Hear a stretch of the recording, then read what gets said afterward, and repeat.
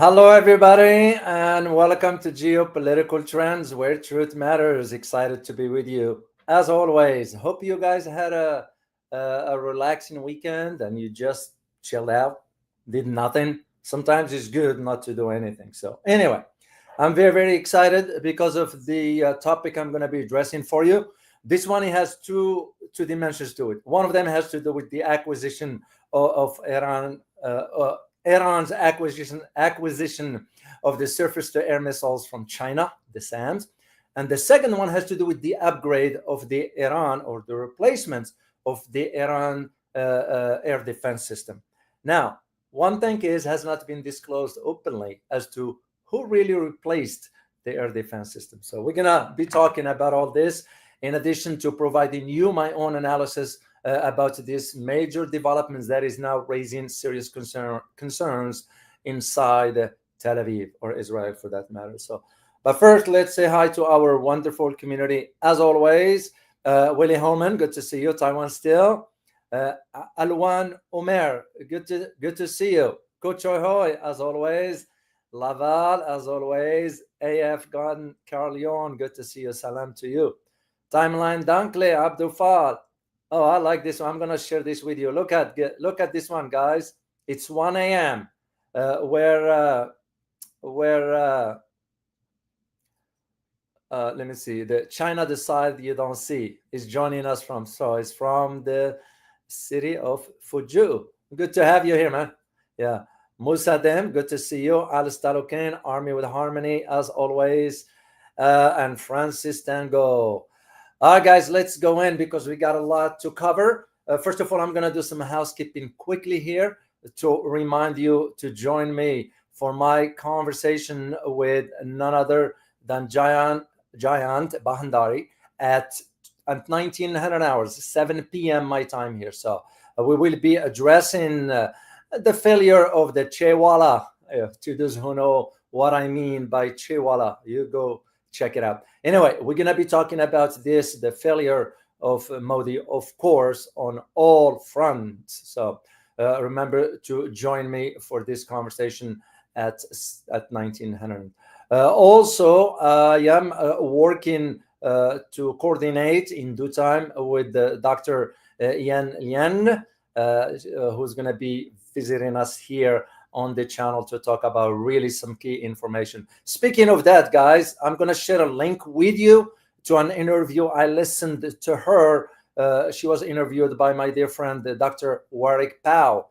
So if you guys want to learn something about finance and economics, here is the link. I'm going to share it with you. Take a look at it later on when you have a chance to do so.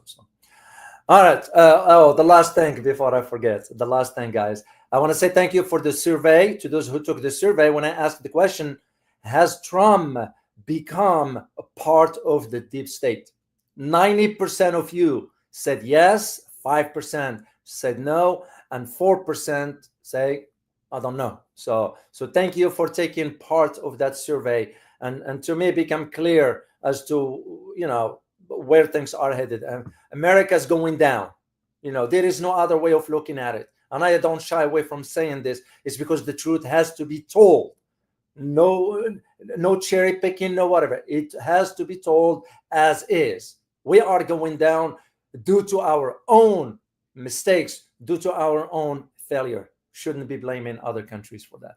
That's a conversation for another day. So, all right, let's get into our main topic of today's conversation, or shall we use the term lecture? Anyway, I get excited with your community because of the exchange of knowledge, no more knowledge. So as I mentioned, Israel is on alert. Why? Because Iran acquired Chinese surface-to-air missiles. Those are SAM systems. And in addition to replacing its entire air defense systems. So, and of course, when you think about this, you have to look at it from a much bigger picture. And there are some three key points I'm going to address later on as part of this analysis.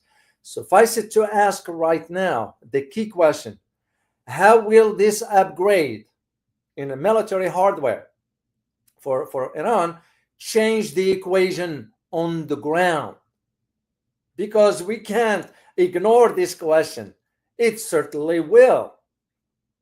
And the second question is, what will Israel do now? It's because it became clear as to air defense shield didn't work, meaning Israel's, that is, the Iron Dome and so forth. It didn't work. So, but now with Iran acquiring this new technology, and I have images and pictures for you regarding this Chinese systems and so forth. So, and here is the thing: is that there is the Iranian deputy commander of operations. Of course, couldn't find his picture, and I can see why they're not gonna put his picture. But his name is Mahmoud Mousavi.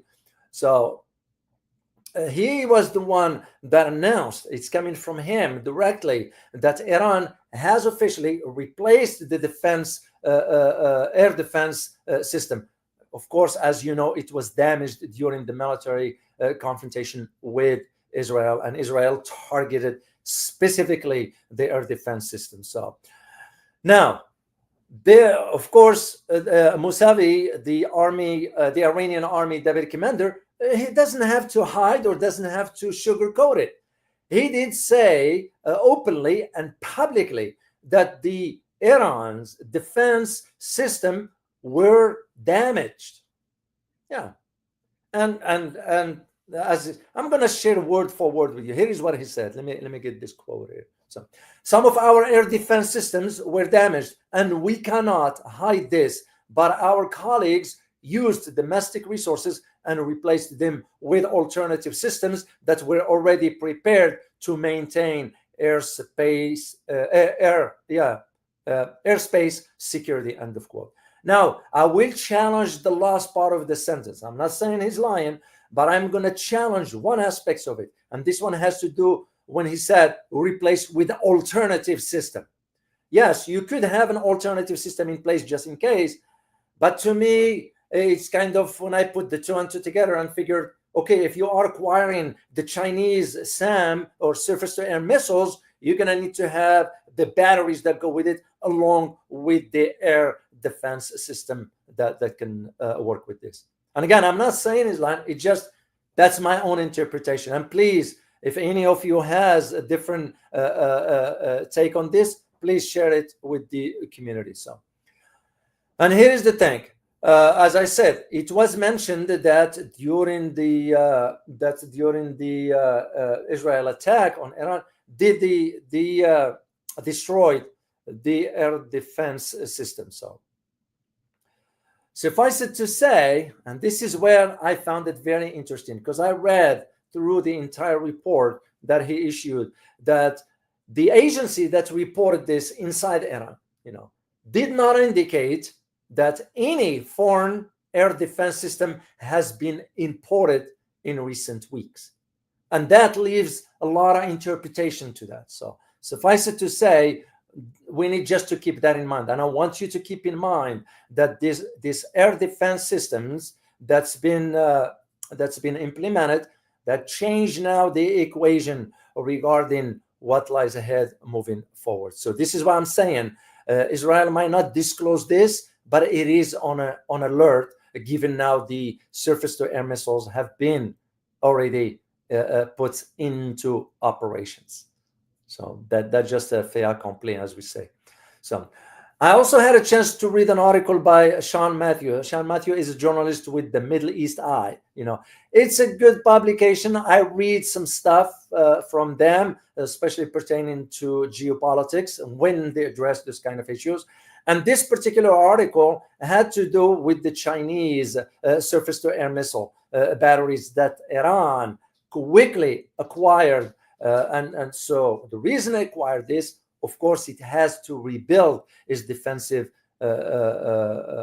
capabilities, which was destroyed by Israel. So, of course, when I say destroyed by Israel, of course, with the support of Azerbaijan, believe it or not, as small as Azerbaijan might be.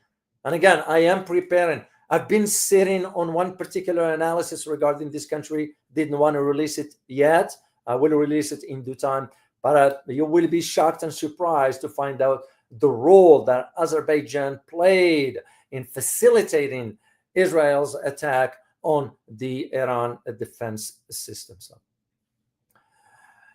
now, the delivery of this surface-to-air missiles, of course, happened specifically. There is a time frame when this happened, and this happened right after,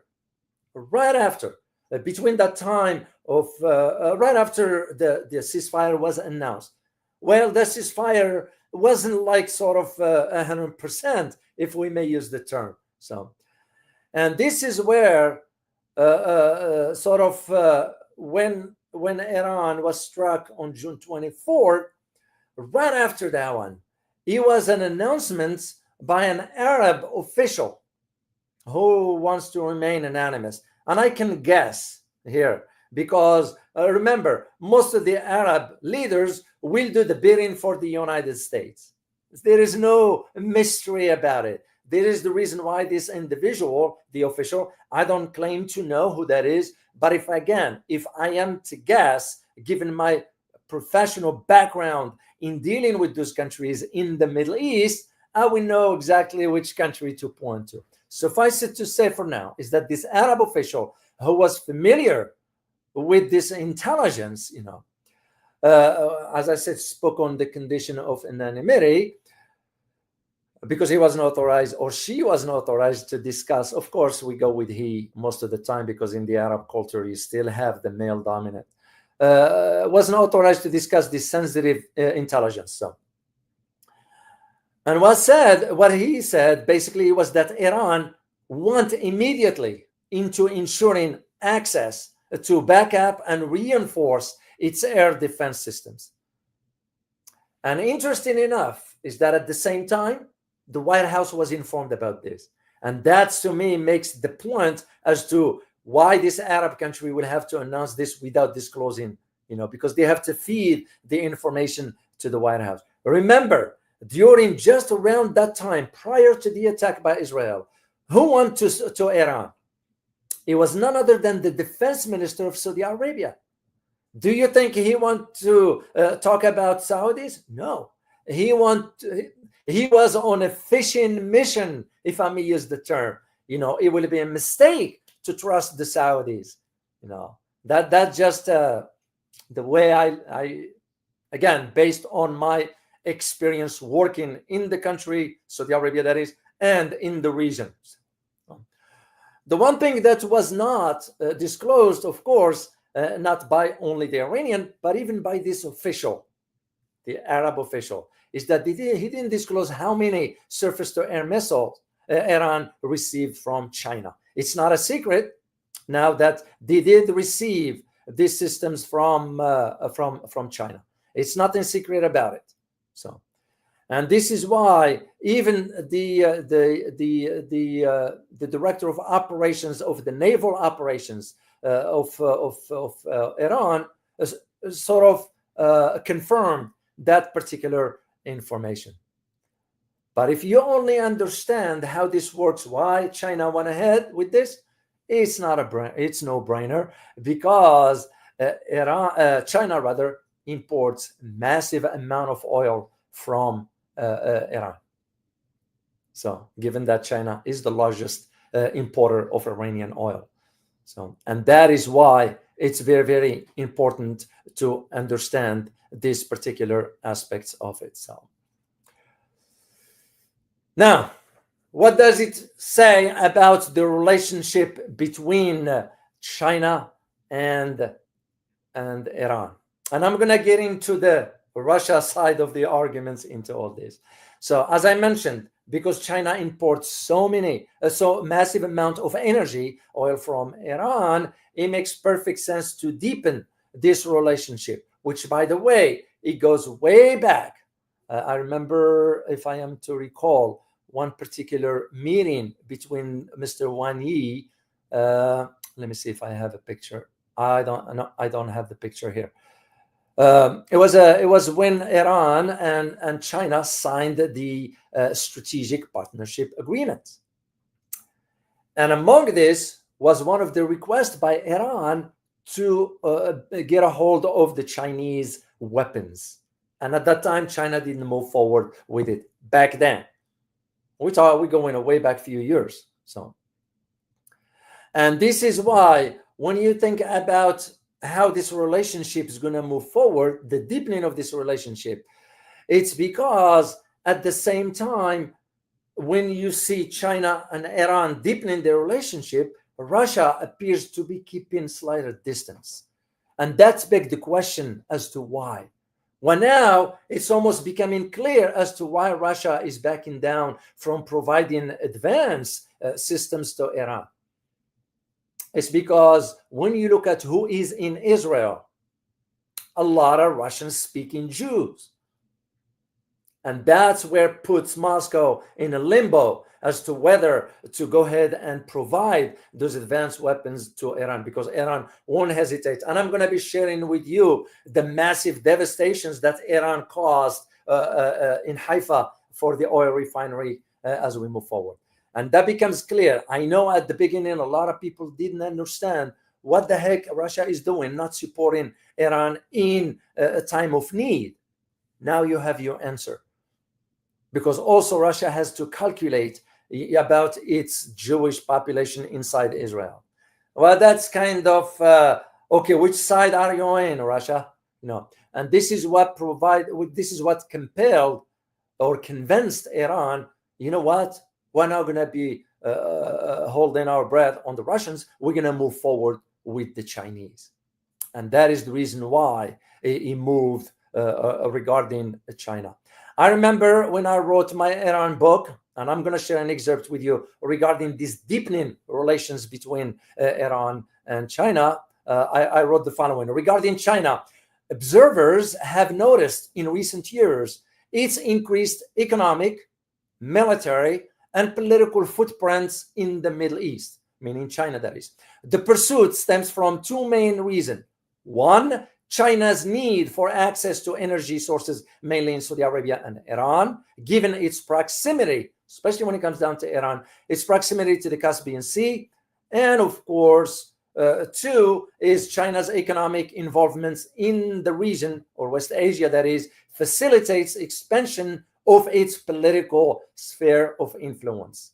As a result, projecting to the region the perception of its ability, meaning China's ability to challenge American leadership in the region, not to replace it, but not for that. So one may fairly state that the West, including the United States, did not expect China to be where it is today, economically, politically, and diplomatically. Former U.S. Treasury Secretary Henry Paulson stated, and I quote here, 40 years ago, most Americans wouldn't have imagined owing China 1 red cent. Now it is the U.S. biggest creditor, owing just under $1.3 trillion of our government's debt.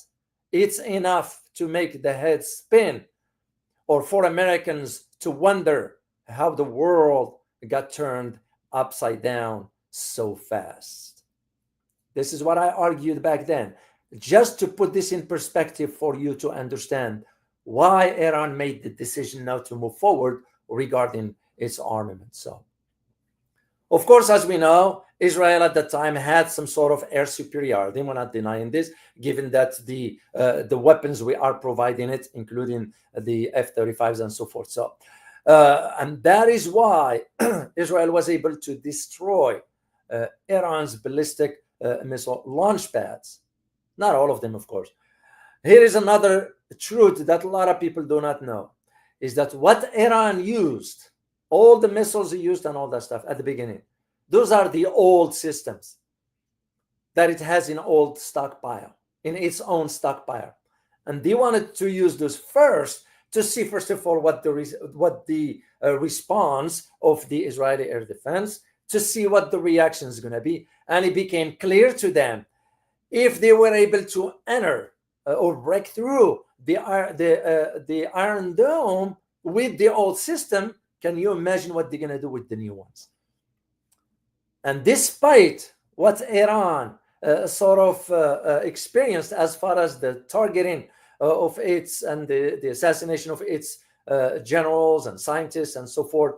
It was able to endure those strikes. However, it was also able to fire its missiles inside Israel. And that's exactly decimating several sensitive sites in both Tel Aviv and Haifa before the ceasefire took place. And that is why, if you remember last time, I don't know if I still have the picture of the, yes, I do, the port. This is the Eilat port was shut down completely. So it's because of those airstrikes by Iran. Well, let me share with you quickly here before I move into the types of missiles and so forth. Israel, and now the investigation has been released by none other than Israel's Bazan Group. Bazan Group is the one that conducted this investigation. $200 million in losses from Iran's attack on Israel Haifa refinery, just the refinery by itself. And this report, by the way, was released only 2 or 3 days ago. So, and that the damage, this $200 million loss, was due to the damage caused by the Iranian missiles that attacked the Haifa Bay refinery and its subsidiaries, all of them, which is, as I said, that was estimated at about between $150 to $200 million.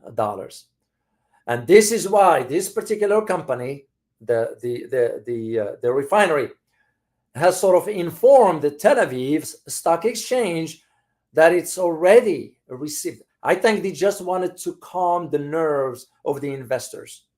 I don't see where that money is going to come from unless you know where it's going to come from. As a matter of fact, it was a legislation that just passed in the US 2 days ago in Congress about allocating another $500 million to Israel. And guess how many members of Congress voted for that? 426 of them. Yeah, it's, you know, when you say enough is enough, you know, I mean, if you only know, you know, there is free healthcare in Israel. There's free education in Israel. So we don't have that here. And I kind of question the judgments of the government. That's why our government is damn corrupted. And to those who say, I only criticize other countries, I am saying it here on the record. Our government in Washington is damn corrupted. Simple as that. So when you have this company stating that, oh, it's received about $48 million, I'm sorry, 48 million US dollars to begin repairing part of the damage and so forth, it's all but hypes. There is nothing sure about that one because the devastation was massive. My point in this, guys, it's just when you look at now the mayor of Haifa himself, Yonah Yahav, he's the one who's calling on the removal of the entire facilities from his area. He didn't want them there. And you know why? Because he argued, and I quote for you here, this is an unparalleled recklessness. Bazan poses a clear and direct danger to the residents of Haifa. The facility must be relocated in accordance with the government's decision. The residents will not remain hostage to reckless populist decisions, end of quote. Because Haifa has become a target. Like I said earlier, Tel Aviv, Ben Gurion, all the landmarks inside Israel. And remember what I said earlier, Iran was using its old type of missiles. It started towards the end deploying some of its advanced systems. But before, these systems, by the way, here, and I found out that this can reach even Europe, which, by the way, we're going to be talking about that as part of this conversation.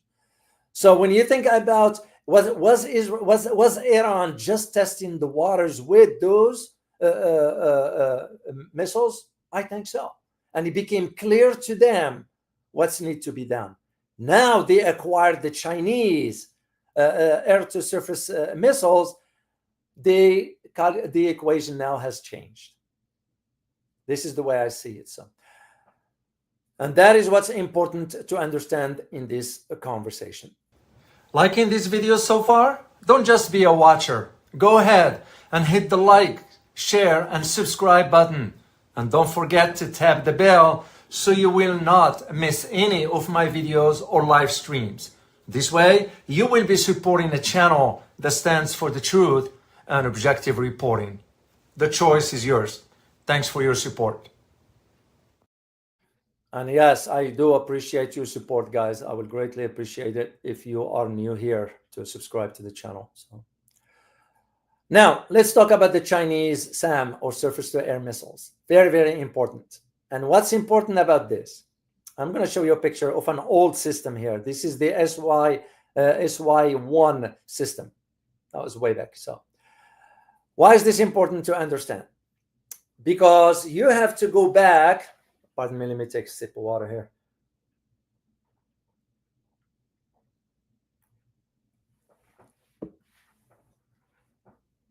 You have to go back to the late 80s. Why 80s? Because that's where the war between Iran and Iraq took place, right?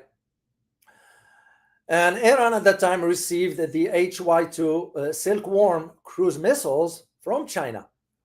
And it was received it indirectly through a third party. And that third party was none other than North Korea. As you know, it's not a secret. At that time, it wasn't disclosed. But North Korea, is a client of China. So now, of course, at that time, Iran used this missile to this stroke, if I recall, if my memory serves me well, stroke a U.S. flagged oil tanker during the so-called, at that time it was the tanker wars, And in 2010, Iran received an upgrade of a different kind. It's the HQ-9 anti-aircraft missile from China. My point is that the delivery of China's missile, surface-to-air missile recently is nothing new. So to those who've been arguing, China is part of the firing against Israel, whatever. No, it's not. It never was. And I know in the West, they were saying this because they wanted to pull China into the conflict. The deal has been agreed between Iran and China from way back. And even at that time, and still recently, the Iranians were using the Russian S-300 missile systems, which is usually, as you know, are capable of engaging aircrafts in addition to unmanned aerial vehicles. It could also be argued that they could also provide some cruise, that the Russians provide some cruise and ballistic missiles defense capability. But it became clear in time of need, Russia didn't step in. Because that's when you find out when it matters, not after the facts. But again, as I mentioned to you earlier, you know now why Russia didn't do it, because of the Russian Jews living inside Israel. So maybe Russia should have asked them, leave the country if you want to save your life, that is. Now, here is what's interesting about the Chinese systems here, especially the HQ-9. What's important about it? You got two other countries that already purchased some of this. Can you name which two countries? I'm going to show you a picture to just jiggle your memory. So let me see in the chat box, guys. Which two countries? If you happen to know, it's not a big deal. Joker, you got it. That's one. You got it. Pakistan, what's the other? The other country, you guys got it. Abdullah Farouk, you got it. Taiwan still, you got it. Not Myanmar, even though Myanmar received, or old Burma that is, received some Chinese systems. Not North Korea. It's an Arab country. It's an Arab country. Egypt, you got it. Earl, you got it. I know you guys, you will know this. I know you will know it. You will know it. So the two countries were Egypt and Pakistan. And that is why when you look at the visit by the defense minister of Egypt into China, what was that for? It's because they want to now move with the J-10 fighter jets. So, and this brings me now to talk about the three key points in this analysis that I wanted to provide you with. So now we'll start, as I mentioned earlier, with Europe. So I'm going to talk about three key points. So Iran engagement with Europe. The second one is China's weapons. The third one is the Egyptian president meeting with Kurela. He's the general commanding officer of the Central Command. All this within this context. So let's start first with the Iran engagements with Europe, which I believe, I think I have a picture for you here. I hope I did. No, I didn't. My apologies. So anyway, I didn't. It will be a mistake, in my opinion.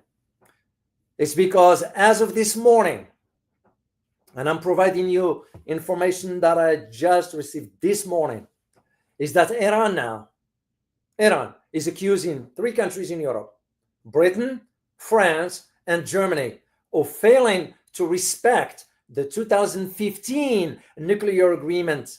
After the three countries, you know what they did? They threatened to reimpose sanctions on Iran over its nuclear program.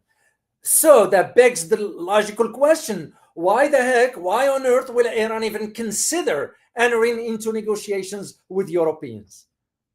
That becomes on Iran. So, and this is why now the Iranian foreign minister threatened the three countries with deprivation from any future talks if they activate what's called the trigger mechanisms. This one is they can reimpose the snap sanctions again on Iran. Why would you even give them the opportunity to consider this? Move on with what you need to do. If I were advising the Iranian government, and I'll say, put these negotiations aside for now. Focus about strengthening your air defenses. Upgrade your missile technology. Acquire a new technology from China. That's what I will advise for. Forget about negotiating with the West. It's a waste of time because at the end, the West is not going to agree. So, and the Europeans made it clear they have the intentions of reimposing all UN sanctions on Iran if it doesn't reach an agreement, which means they are forcing Iran into agreeing to the negotiation, agreeing to whatever they decide on. And that doesn't make any sense to me whatsoever. And this is even Germany, its chancellor, another bonehead, but it wasn't the chancellor, it was the foreign minister. I'm sorry, the foreign minister that stated that Germany, France, and Britain are continuing their intensive efforts to find the permanent diplomatic solutions. Well, if you are trying, what are you threatening this reimposition of sanctions? That's just not a way of doing business. And speaking of the German chancellor, another bonehead, and I shared this with the community, you all remember what I posted there. And I find it fascinating. It's fascinating, not in a good way, fascinating in a bad way. What's wrong with the Western leaders and what's wrong with Western voters? They keep voting idiots to the office. So here is what the German chancellor said.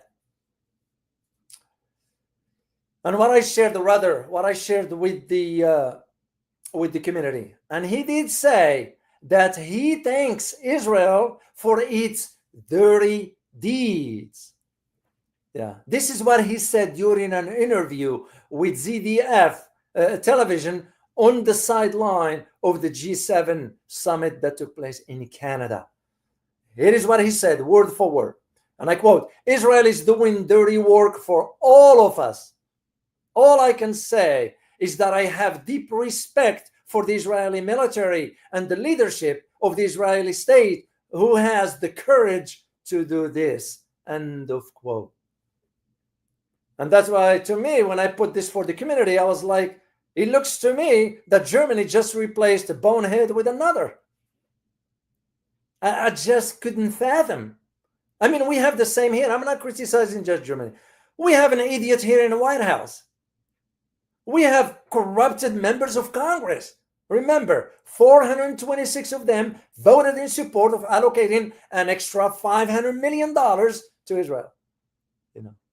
I mean, come on. Let's be realistic. It's our tax dollars. We should have a say into where our money goes. When you have healthcare that is so damn expensive here, education, people cannot afford to go to school here because they end up with a massive amount of debt. So why are we sending our money to the Israel, Ukraine, Jordan, Egypt, you name it? Why?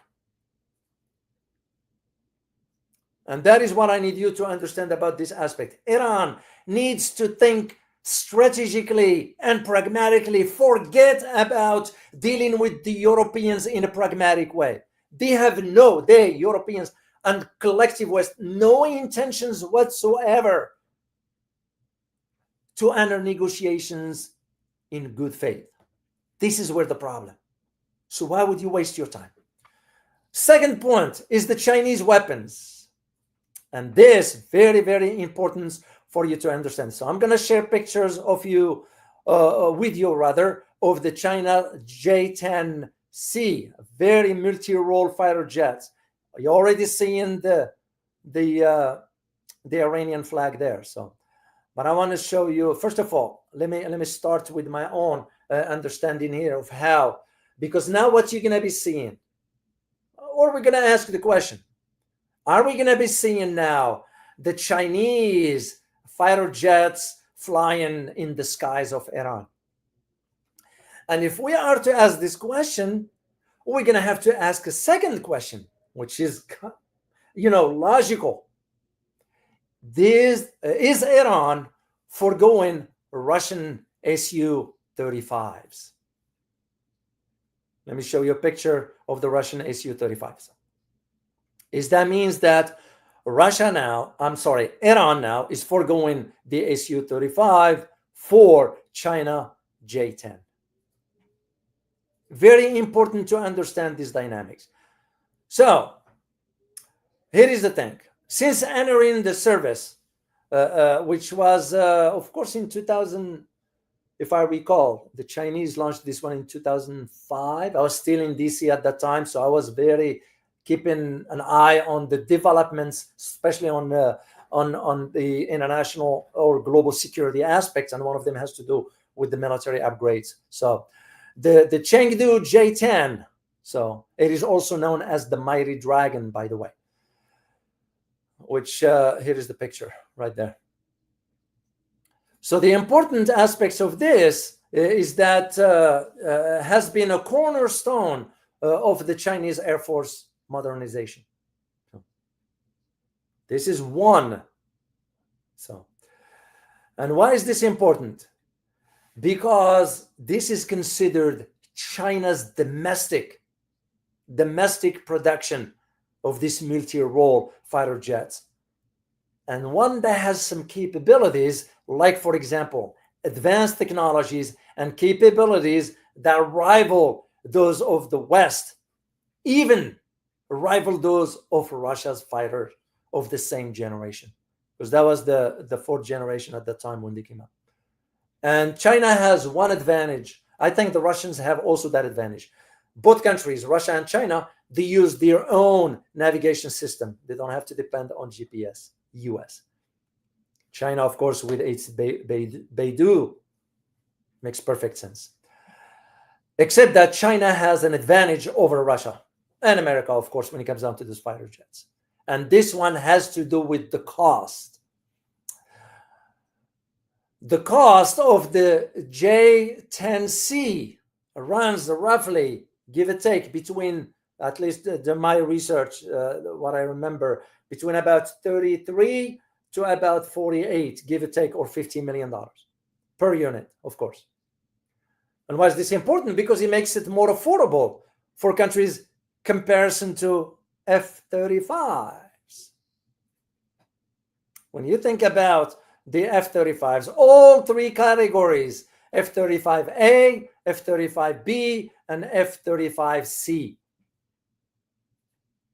Those are very, very important because, to those who do not know, there are three categories, of course. I remember when I used to, back in my days, I will watch the testing of the F-35A at that time. Now, this one, the F-35, is the conventional takeoff and landing. And it has sort of the control variants, and its cost is about $85 million. Yeah, plane. F-35B, this one has a short takeoff, doesn't need, but the advantage of this one is it has vertical landing. And this usually used by the Marine Corps, the UK, the Italian Air Force, and its cost is about between 120 to 125. Between, if I recall, between 110 to 115 million dollars. Then the third category is the F-35C, and this one is the carrier variant used by the Navy and Marines, and that cost about over $105 million. So it makes perfect sense for Iran to now, instead of depending and be waiting on the Russians, to go ahead and cut the deal with the Chinese, which they end up doing, And this is where, as I said earlier, if I were advising the Iranian government, I will say, put the negotiations regarding your nuclear program with the West and the US aside, focus on rebuilding your military capabilities on all fronts, and incorporate the technology from China into the systems. Because if they do it now, they will be set. Because remember, each time you replace a system, you have to replace so many other variants that comes with it. As to Russia, well, it was an opportunity for it to prove, and I feel comfortable saying it failed. Straightforward. There's no other way of saying it. Because, like I always say, it's when it matters. Leadership, whatever. It's tested when it matters. I look at it now with Ansarullah and Houthis, just to give you an example. Look, when it matters, who is standing up? Is it the Saudis? It is the Jordanians? Egypt? No, none, except the Houthis and Iran, for that matter.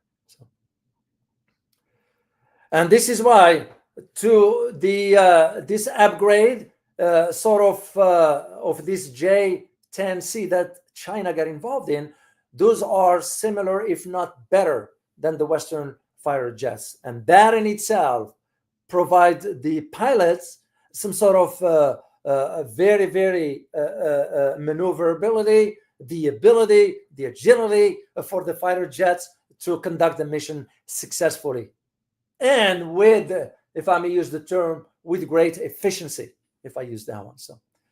And this is where the conversation comes in between Iran and China. The recent talks of this potential deal between China and Iran for the sale of the J-10 aircraft came only days after the ceasefire between Israel and Iran. Temporary one. The war never stopped.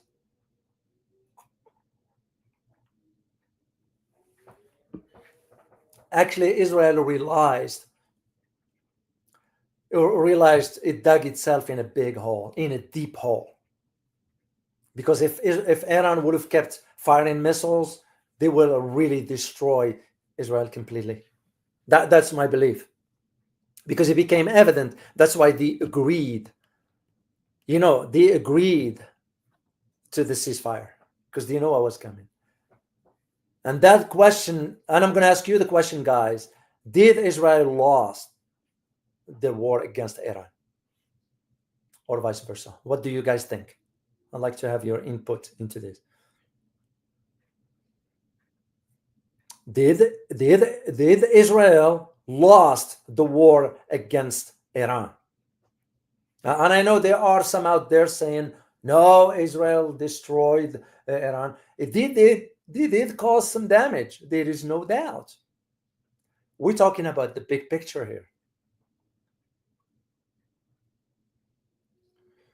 Oh, John Dutchman, you say lost. Amanda, you say, sorry, the screen moves so fast. Amanda, you say yes. Bruce, you say yes. Sanctan, you say yes. Israel lost big time. Tantar, you say yes. Masian Dorsier, yes. Isa Cisse, you say yes. Cambridge, yes. You guys got it. And it makes perfect sense. In my opinion, they lost. That was one of the reasons why they wanted to have this ceasefire. So, because what was is coming up. So, but with Iran now, the acquisition of these advanced systems from China is going to now raise questions and concerns, not only about the objectives, but also the strategic implications of it. Like I said earlier, and I said it from way back when I was arguing against the invasion of Iraq. And my argument back then was, listen, guys, if we go in, keep this in mind, we are changing the geopolitical landscape of the region forever. And the response that I got was, oh, don't worry about it. It will be a cakewalk. We're just going to go into Baghdad, liberate Baghdad, and get out. I said, you going in, you are staying there for the next 15 to 20 years. And Iraq will never be the same, and the region will never be the same. But here is the interesting thing about this particular deal, is that Iran has been seeking to acquire this aircraft from China for years. And of course, Iran understands it has a shortfall in its air force capabilities due to the sanctions. So, but again, if they are to depend on Russia, it proved that I'm not saying you can't count on Russia. That's not what I'm saying. All I'm saying is when it matters, Russia didn't step in. Suffice it to say. And here is one piece of information that was released on. It was classified at that time, believe it or not. It got it's declassified to my knowledge based on the intelligence sources as of June 26th of this year. And this intelligence source is in Asia. Actually, it wasn't just one source. There were two. Stating, and I quote here, because when it comes down to matters of intelligence, guys, should you ever get involved, whatever, and if you have to say something about an event particular to this, always make sure to get the quote as is, because those words tends to turn into policy, and you don't want to be the source of either misleading information or mistakenly or whatever. Just make sure of this. That's why I want to share this with you word for word. Here is what this intelligence source in Asia stated. The agreement between Beijing and Tehran includes the delivery of 24 aircraft in batches beginning at the end of this year, in exchange for Tehran's support for Chinese companies to establish themselves in Iranian energy corridor. End of quote. And what do I mean by corridor? You're going to have to think about the Caspian Sea. You have to think about access to the Central Europe, Eurasia. I'm sorry, Eurasia. Let me share, because I need to look for a picture here for you to put it in perspective, if I still have that picture. Oh, bummer.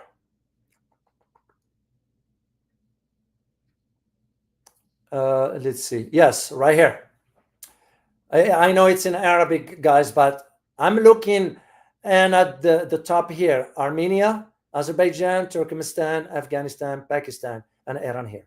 So this is what Iran is hedging its bet on vis-a-vis its cooperation with China. It's going to pave the way for Chinese to have access to, because this area here is natural rich, and if China, which is known for its infrastructure, can you imagine what they can do?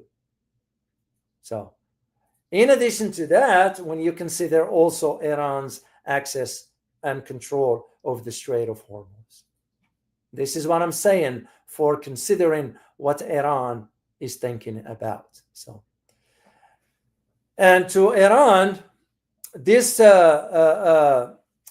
potential strategic move is also reflecting China's role in the region. So remember that. So, and that is why I always, when I do this analysis for you guys, you don't just focus on one particular aspect. There are other elements that comes into this. So, okay, this is what I need you guys to understand. The role of China in this region is because China's ascendancy now to global superpower status is fait accompli. We are in denial in Washington. Don't want to accept this one. Yesterday, I got a message from my dear friend, Dr. Dashan Feng, in which he shared with me about some sort of assertions by three thinkers: Professor Mersheimer, Professor Kishore, and Professor Sachs. And it was only Professor, which I disagree with, Professor Mersheimer, which, by the way, I extend him an invitation to come over here and we address the China topic. And his argument is the US is going to contain China. And I was like, I respectfully disagree with your assertion, Professor Mersheimer. It's because what the mistake in Washington is, because there is a mistake in Washington, is that the assumption that we could do to China what we did to the Soviet Union, it won't work, because the landscape, the geopolitical landscape has changed, the global order has shifted, and now we're entering into a multipolar setting. So I didn't understand where Professor Mersheimer was coming from there. So, but suffice it to say, for now, this is my point of why I am sharing this with you. And my final point is the third point. It has to do with none other than the little pharaoh of Egypt. Now, would you call him a dictator? I don't know. I don't care. All we know is we know how he came to power. He came to power because of the blessing of the United States and Saudi Arabia. Conducted a coup against Mohammed Morsi, who won the elections fairly based on the votes of what the Egyptian people want. And because Mohammed Morsi wasn't willing to follow what the US wants. So what we end up doing is giving him the green light. You know, Sisi, and I don't shy away from saying it, is as corrupted as any of other Arab leaders, no exception. They all put them all in one basket, and that basket called a basket of hypocrisy. This is why I always say Houthis have exposed the Arab leaders' incompetency and hypocrisy. So, and anyway, suffice it to say, this guy sitting here in uniform, this guy is General Kurilla, the commander of the Central Command. That begs the question, why the heck is General Kurilla doing in Egypt yesterday? That was yesterday. So this is where Sisi met with the commander of the US Central Command in Cairo yesterday. And it becomes the question, because here is what the official statements are saying. Oh, we just discussed ways to develop bilateral cooperation and joint coordination in all fields, particularly military and security, end of quote. Like I put this already to the community yesterday, to those who are members of those who are subscribing to the channel. Usually you get these notifications when I put something for the community. And I wrote to the community, read between the lines. I'm going to repeat the statement. Discussed ways of developing bilateral cooperation and joint coordination in all fields, particularly military and security. Well, two things that comes out of this, actually three, but two things. The first one is when you hear about military cooperation, is because we are concerned that the Egyptians are moving forward with purchasing the Chinese weapons, which means US weapons will become obsolete for the Egyptians if they want to modernize. Because don't think we give them top of the lines. No. We give them the old stuff, the F-16s and all. Yeah, they're not gonna get the top of the line. Second has to do with what's going on in Gaza. Because remember, it was Sisi himself who blocked Gazans from entering into Egypt to flee the massive starvation and the aerial bombings by Israel. And by the way, shame on the UN. Shame on the UN never moved forward with the declaration of the starvation region inside Gaza. Till today, they still didn't do it on an official statement. They haven't. Are you going to trust the UN? You'll be mistaken if you do. But suffice it to say, for the Egyptian, because Egypt and Sisi is under the thumb of both the US and Israel. I saved the picture here for a reason. Here's the picture. This is Sisi with Bibi Netanyahu, and this is the translator in the back here. So we dictate the term, and that brings me to the third point in this.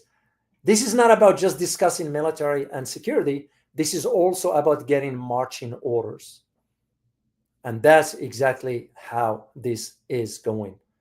So when you hear all this, this is why I wanted to provide you the big picture into this analysis. And I'm going to end right here, guys. I wanted to provide you this so you understand the big picture as to what lies ahead. And I can't warn enough Iran to move forward with rebuilding its military capabilities. Forget about negotiations. Iran already showed both the US and Israel what it can do.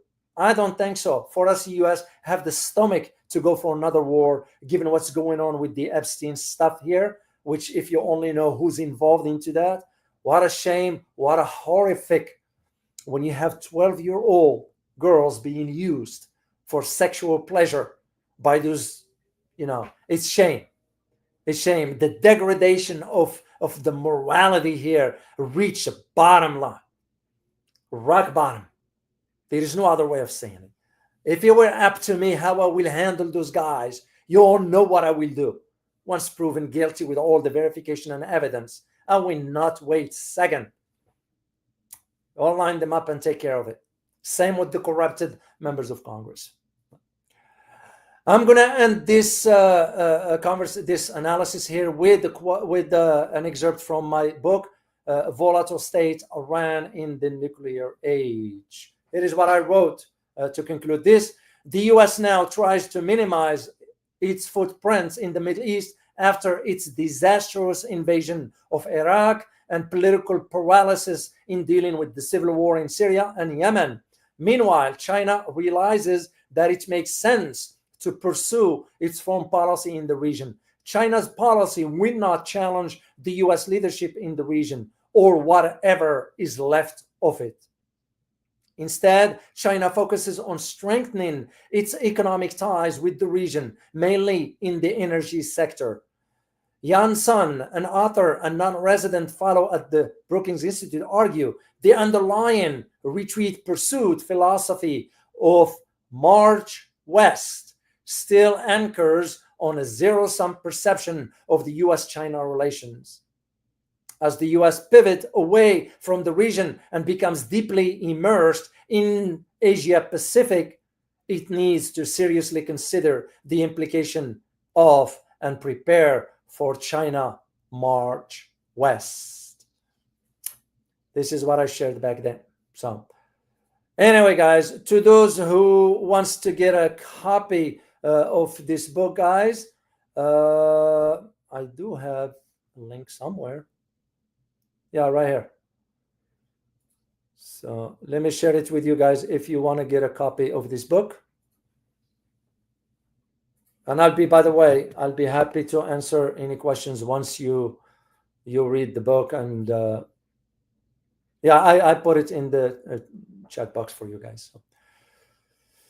So there is what I wanted to share this with you. As to my upcoming Asia trip, here is the link for it. For those who wants to support the trip here, I will greatly appreciate it. Let me put the link for you guys in the chat box. Copy.